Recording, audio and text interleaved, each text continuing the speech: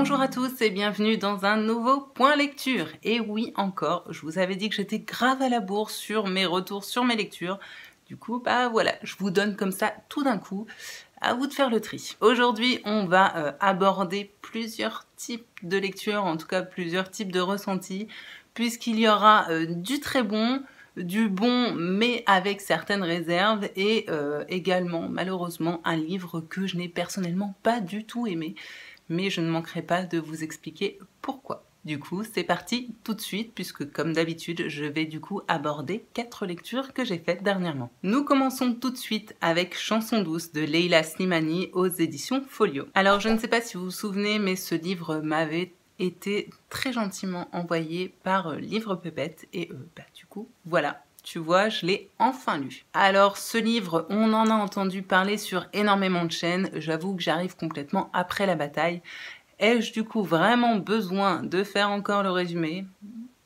Bon allez, je le fais vraiment pour vous. Dans cette histoire, on est donc confronté à un couple de parents qui ont décidé d'engager une nourrice pour faire garder leurs 2 petits-enfants en bas âge.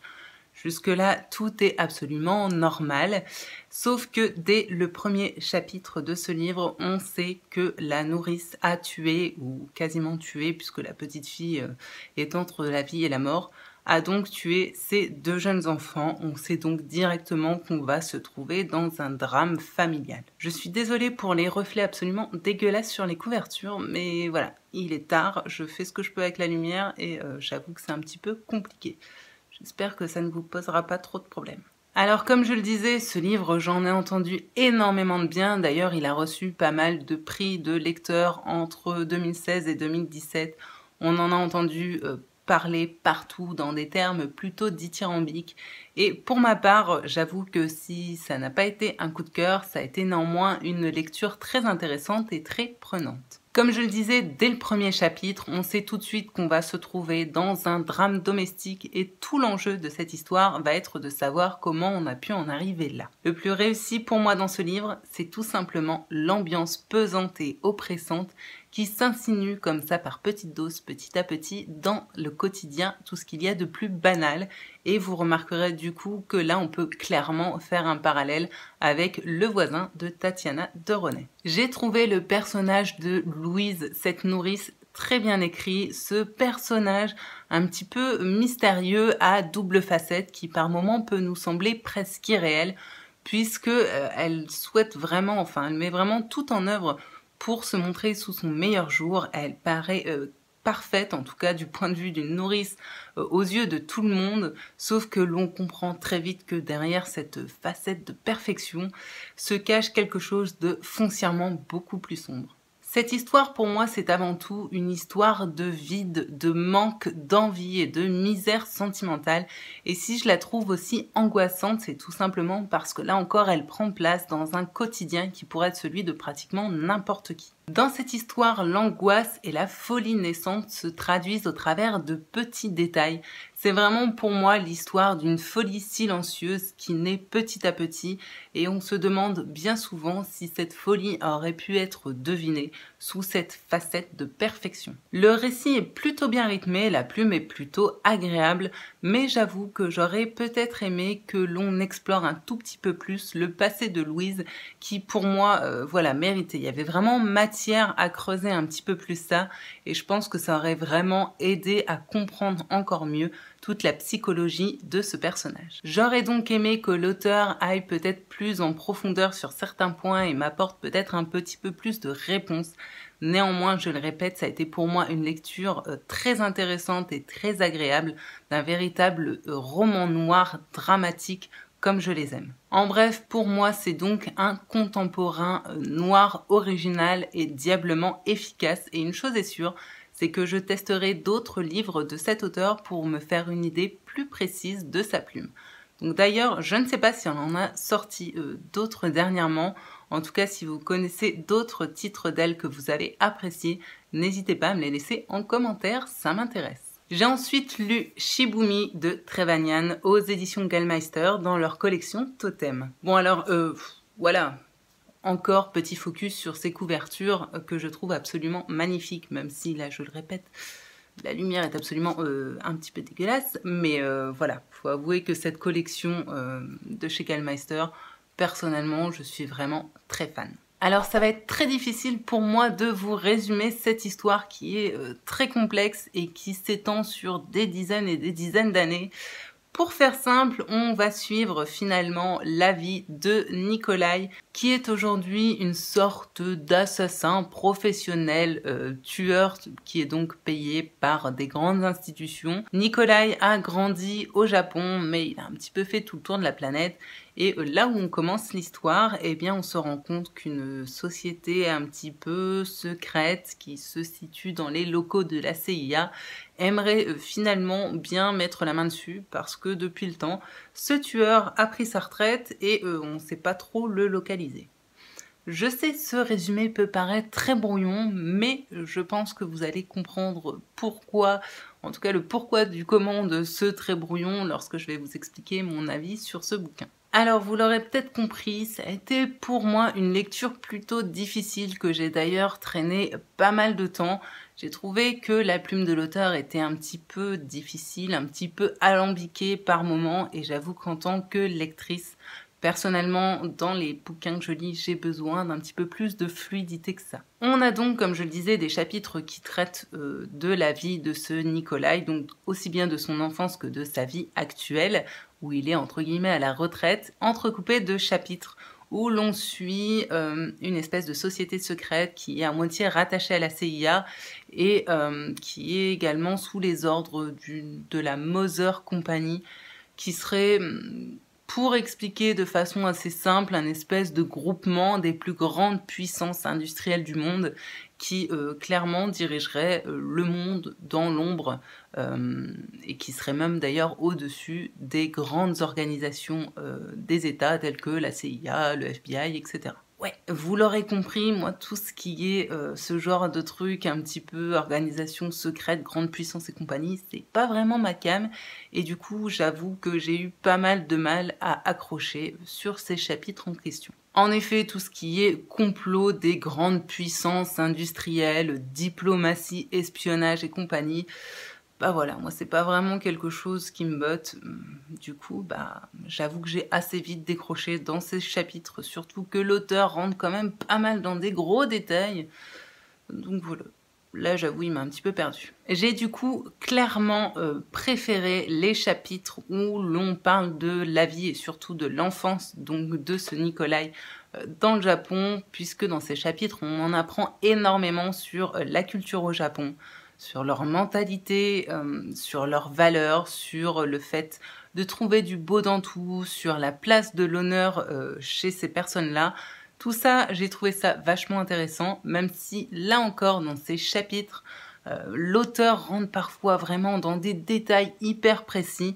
Il y a d'ailleurs question dedans du jeu de Go, et c'est vrai que par moments, il rentre vraiment beaucoup trop dans les détails, ce qui fait que eh bien, quand on est un petit peu extérieur à ces choses, que l'on ne les connaît pas vraiment très précisément, eh bien, on a tendance un petit peu à décrocher, à prendre de la distance par rapport au récit. C'est donc pas du tout pour moi une écriture que j'appellerais accessible entre guillemets et à cause de ça j'avoue que j'aurais personnellement beaucoup de mal à recommander ce livre. Je ne sais toujours pas à l'heure actuelle quel type de lecteur je pourrais orienter vers ce livre si particulier. Alors quelque chose qui ressort énormément dans ce livre, c'est clairement une grosse critique de la société américaine pour qui toute valeur se mesure grâce à l'argent et on sent très bien que l'auteur veut nous faire comprendre que pour lui, les États-Unis c'est une espèce de grosse puissance qui, par son côté un peu rustre, a tendance à détruire tout ce qu'il y a de beau dans le monde.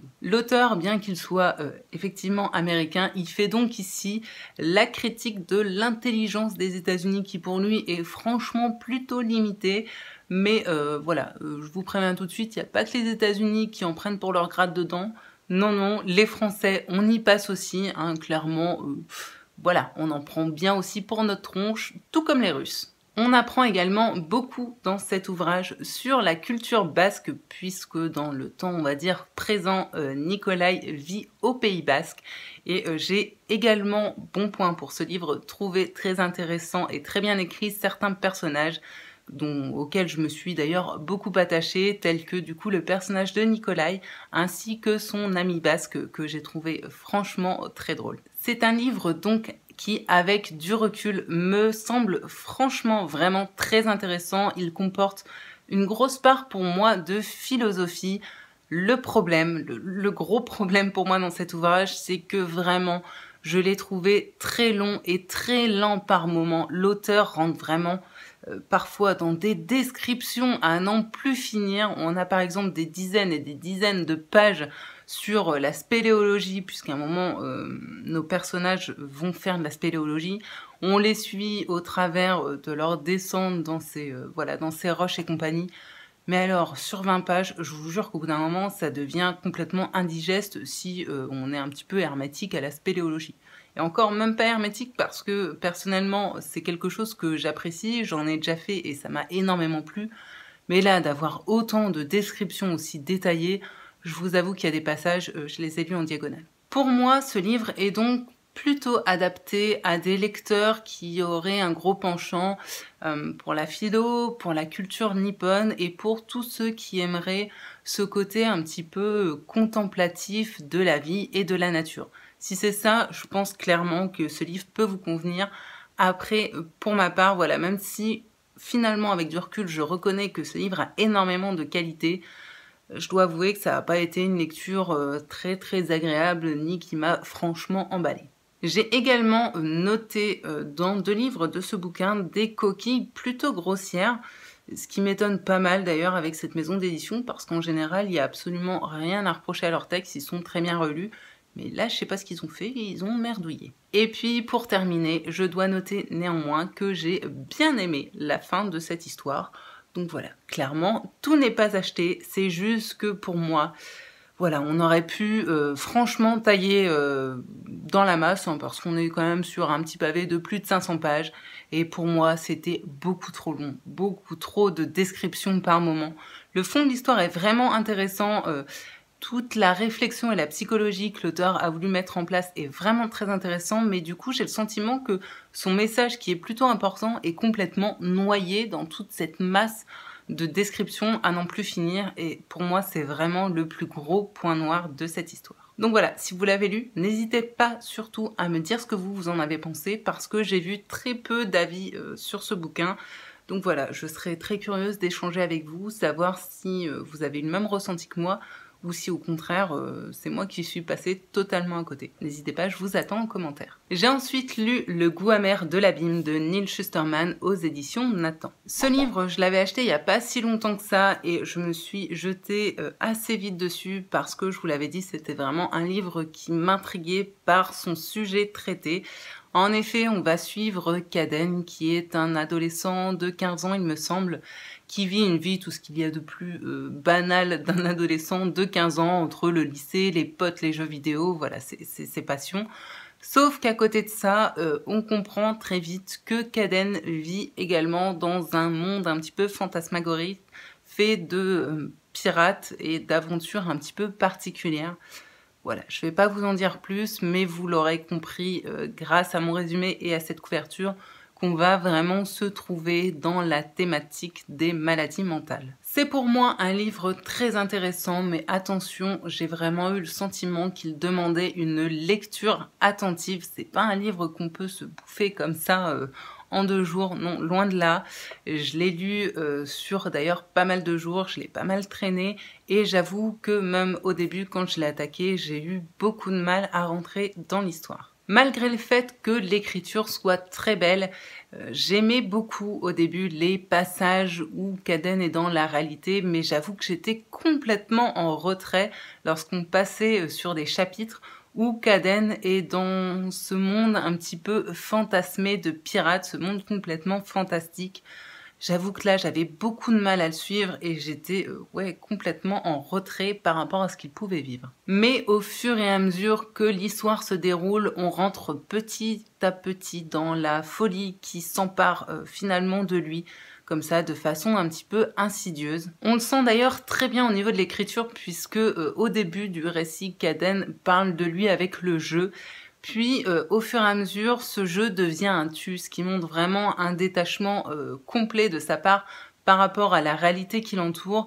Et puis plus on avance dans l'histoire et plus le monde de la réalité avec ce monde fantasmé finissent par finalement s'entremêler et j'ai envie de dire les chapitres ne sont plus séparés, on n'a plus les chapitres de la réalité et les chapitres fantasmés, mais on a vraiment des chapitres un petit peu brouillons où tout ça se mêle et on ne sait plus vraiment dans quelle dimension entre guillemets on se situe. Le monde onirique qui nous est présenté devient donc un monde de distorsion où la réalité est complètement réinterprétée par le jeune Kaden. L'écriture qui peut du coup sembler très anarchique et très fantasmagorique, et cela du coup donne effectivement à cette écriture une espèce de lourdeur, c'est aussi pour ça que ce n'est par moments pas très fluide et qu'on a du mal à la suivre, et bien cette écriture très anarchique est finalement très utile puisqu'elle permet vraiment de faire comprendre et de faire ressentir toute cette effusion qui se mêle finalement dans le cerveau de ce personnage. Ce livre traite donc avec beaucoup de réalisme, même si au premier abord il peut paraître un petit peu fantastique, de la schizophrénie et de façon beaucoup plus générale des différents désordres mentaux ou maladies mentales. Il y a autre chose que j'ai beaucoup aimé dans ce livre et il faut que je vous montre, c'est le fait que à l'intérieur du livre, on a incorporé beaucoup de dessins comme ici, qui sont des dessins en fait qui ont été réalisés par le fils de l'auteur qui lui-même, subit des désordres mentaux. Voilà, des dessins comme ici. Et pour moi, ces dessins apportent vraiment quelque chose puisqu'ils permettent vraiment pour moi de mettre en image ce que ces personnes peuvent ressentir au fond d'elles. C'est une façon vraiment presque de poser les mots sur ce qu'ils ressentent, sauf que ce serait tellement difficile avec des mots que finalement ils préfèrent les faire passer en images et pour moi ça donne une dimension encore plus réelle à cette histoire. Réel et surtout tangible. Bref, je sais pas si vous voyez un petit peu où je veux en venir. J'avoue que c'est très compliqué de vous parler de ce livre qui est finalement très complexe, mais voilà, on ressent vraiment le désordre qu'il peut avoir dans le cerveau de Kaden et du coup, ça crée également un désordre dans la lecture et dans notre cerveau à nous-mêmes. On ne sait plus différencier trop la réalité du monde fantasmé et ça, c'est vraiment quelque chose que j'ai trouvé finalement très intéressant dans cette histoire, c'est l'état dans lequel il arrive à nous mettre, nous, lecteurs. Alors, vous l'aurez peut-être compris, pour moi, ce n'a pas été une lecture agréable. Vraiment, c'est pas une lecture que j'ai fait avec plaisir. Ça peut paraître bizarre de dire ça, mais voilà, ça n'a pas été une lecture agréable. Mais par contre, pour moi, ça a été vraiment une lecture intéressante et importante que je ne regrette pas du tout d'avoir fait. Et surtout, dont je me souviendrai un bon moment, ça je peux vous le garantir. Et puis, j'ai beaucoup aimé aussi la fin qu'a créée l'auteur. Une fin qui, pour moi, est vraiment parfaite et conclut très bien cette histoire et également tout ce qui peut entourer ces maladies mentales. Je suis désolée, je dois rester assez vague pour ne pas complètement vous spoiler l'histoire. J'espère que malgré tout, j'aurais pu être assez claire. C'est donc un livre que je recommanderais à tous ceux qui souhaitent en savoir plus et surtout comprendre un peu plus ces maladies mentales. Par contre, je vous préviens, clairement accrochez-vous parce qu'il est difficile parfois de suivre le fil de cette folie et il est difficile de suivre cette écriture si particulière, même si je le répète, elle est très belle. C'est donc un livre important et dur à la fois et surtout pour moi c'est une histoire empreinte de beaucoup de réalisme et c'est d'ailleurs ce que l'auteur explique à la fin dans sa petite note. C'est que vraiment il explique pourquoi il a écrit ça, il explique à quel point ça reflète vraiment le quotidien de son fils et également d'autres personnes qu'il a pu connaître dans ce cas-là. Et oui, contre toute attente, malgré ce qu'on pourrait croire en lisant la 4e, etc., ce livre ne peut pas vraiment être considéré pour moi comme une fiction parce qu'il y a vraiment un côté hyper réalisme, presque un côté témoignage. Voilà, je le redis, c'est vraiment très compliqué de parler de ce livre, mais je vous le conseille. C'est hyper intéressant, pour moi, c'est très important je le redis, ça a été une lecture pour moi très compliquée. Ça n'a pas été une lecture agréable comme j'en fais d'habitude. Mais malgré tout, je pense que c'est sûrement un des livres qui va le plus me marquer cette année. Par le sujet traité, mais surtout, je pense, par la façon dont ce sujet a été traité. Voilà, je vais m'arrêter là parce que, voilà, une fois de plus, c'est très difficile d'en parler et je vois pas ce que je pourrais vous dire de plus.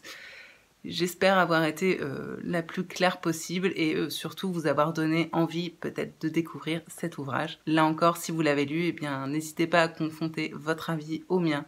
Je serais très curieuse de savoir ce que vous en avez pensé. Et on va terminer ce point lecture qui, je pense, sera déjà bien trop long avec Entre mes mains, le bonheur se faufile d'Agnès Martin-Lugan aux éditions Pocket. Alors ce livre, c'est l'histoire d'Iris qui est mariée, qui est un petit peu étriquée dans sa petite vie. Elle travaille dans une banque, clairement elle n'est pas du tout épanouie. Et un jour, au détour d'un repas de famille, elle apprend que ses parents ont jeté une lettre d'acceptation lorsqu'elle s'était inscrite plus jeune à une école de couture parce que clairement pour eux la couture c'était pas un métier et comme ils ne voulaient pas du tout qu'elle parte là-dedans, voilà, ils ont mis la lettre à la poubelle, sauf que elle, des années plus tard, elle l'apprend et ça ravive en elle cette envie de se remettre à la couture. Elle va donc s'inscrire dans une espèce de stage privé qui va l'emmener 6 mois à Paris pour justement approfondir cette passion de la couture. J'avais lu de cet auteur Les gens heureux lisent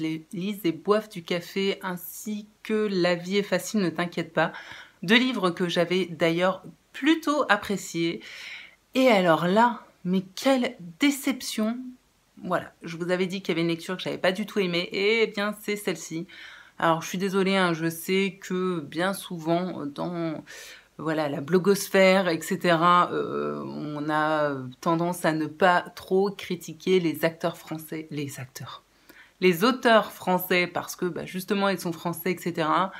Sauf que voilà, moi je vous ai toujours dit, je suis là pour vous donner mon avis sincère et bah, là pour le coup je peux pas dire autre chose que je n'ai pas du tout aimé ce livre.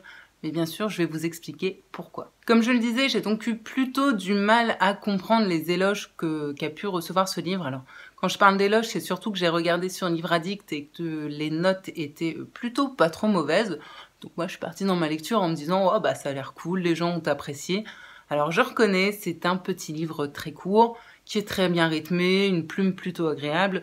Voilà, ça se lit bien. Là-dessus, j'avoue que je n'ai rien à redire. On va dire du coup que la forme m'a totalement convenu. Par contre, au niveau du fond, là, ce fut clairement pour moi la catastrophe. En tout cas, ce fut tout ce que moi, personnellement, je déteste. J'ai aimé aucun des personnages, je les ai trouvés tous extrêmement caricaturaux. Iris, qui clairement aurait dû m'attendrir, m'a fait lever les yeux au ciel, mais alors un nombre incalculable de fois. Et puis alors Iris, c'est vraiment ce personnage qui, au début du récit, se plaint complètement de la petite vie bourgeoise étriquée de son mari et de ses parents, qui en gros leur dit « ouais, vous êtes des espèces de petits bourgeois bobos et moi c'est pas du tout mon délire ». Par contre, elle s'éclate complètement, elle est comme un poisson dans l'eau lorsqu'elle arrive à Paris dans un milieu plus qu'aisé où tout n'est que luxe, fric et apparence. Bonjour les contradictions. Au niveau de l'histoire, bonjour les invraisemblances. Personnellement, je n'ai cru à rien dedans, rien ne me paraissait réel. Tout me paraissait complètement gonflé, voilà, je n'ai pas du tout accroché à l'histoire à aucun moment. Rien ne semblait réel à mon goût. Tout le déroulé de l'histoire est hyper prévisible et très classique. Il y a certains passages qui m'ont même fait penser à 50 nuances degrés. Et comment vous dire que, venant de ma part, c'est pas vraiment un compliment. Et puis alors, comme je le disais dans le résumé, il va y être question de couture. Mais alors, trop de couture tue la couture. Voilà, quand vous êtes lecteur ou lectrice de cette histoire et que clairement la couture, vous vous en tapez le coquillard, avoir autant de descriptions, de détails et surtout de termes de vocabulaire précis sur ce métier, pour moi, ça n'a fait que mettre encore plus de distance entre cette histoire et moi. Voilà, ça m'a complètement sorti de l'histoire. Voilà, il y avait des trucs, ça m'intéressait pas, je comprenais pas forcément. Et voilà, en parler pour moi autant, je voyais pas où était l'intérêt. Alors je sais, vous allez me dire, ce livre c'est de la romance, et la romance c'est clairement pas mon genre littéraire de prédilection. Mais malgré tout, je reste persuadée qu'on peut faire de la bonne romance et surtout que je peux trouver et lire de la bonne romance qui sera vraiment intéressante. Or, pour ce livre, ici, j'ai vraiment trouvé justement tout ce que je déteste dans la romance et tout ce qui fait que finalement j'en lis si peu parce que dans ma tête j'ai ce préjugé que dans toutes les romances finalement je vais trouver ce que j'ai trouvé dans ce livre. Donc voilà, je vous avoue que là, pour le coup, ça m'encourage pas à en lire plus. Je pense donc que ce livre peut tout à fait correspondre à des lecteurs fans de couture ou fans de romance, mais j'avoue que pour moi, ça a été une grosse déception que je vais très très vite oublier, c'est certain. Et ce que j'ai du mal à comprendre, c'est que j'ai lu d'autres livres de cet auteur que j'avais, je le répète, plutôt bien aimé, surtout... La vie est facile, ne t'inquiète pas. Je l'avais trouvé encore bien mieux que Les gens heureux lisent et boivent du café. Donc j'étais vraiment partie avec cette idée que j'allais être dans cette même ambiance, avec des personnages plutôt intéressants, avec une dose d'humour, etc. Or ici, je trouve vraiment que l'auteur est tombé dans des clichés, des facilités. Voilà, pour moi... Je le répète, c'est vraiment mon avis absolument personnel. Voilà, ça n'engage pas les qualités sûrement d'écriture de cet auteur, mais pour moi, ce livre a été, je trouve, une erreur.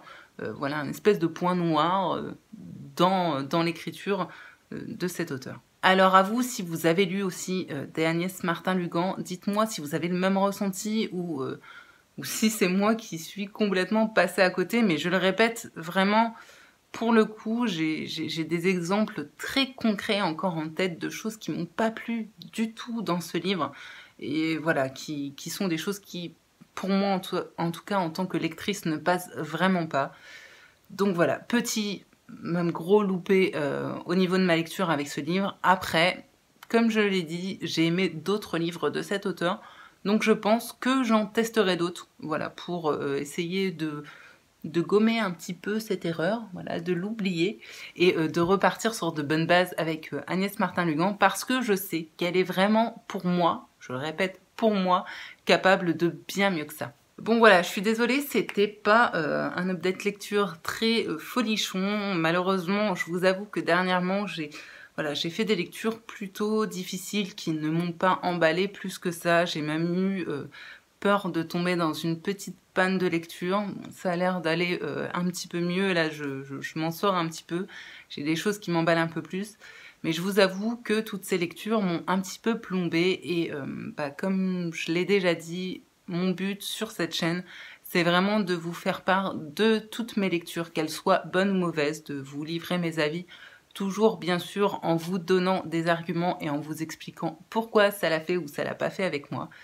Donc voilà, j'espère que malgré tout, cette vidéo vous aura été utile et j'espère vous aura plu. Et si c'est le cas, on n'oublie pas, écoutez, mettez des petits pouces levés. Moi, je saurai que ça vous a plu et puis ça aidera la chaîne. Et puis voilà, je vous en remercie. Du coup, comme je pense que ce point lecture sera déjà bien assez long comme ça, je vais m'arrêter ici. J'espère vous retrouver très prochainement sur cette chaîne. Je vous souhaite paix, amour et littérature dans vos cœurs. Et je vous souhaite de faire de meilleures lectures que moi j'en ai fait dernièrement. Je vous retrouve très bientôt sur cette chaîne. En tout cas, moi je serai au rendez-vous. Salut!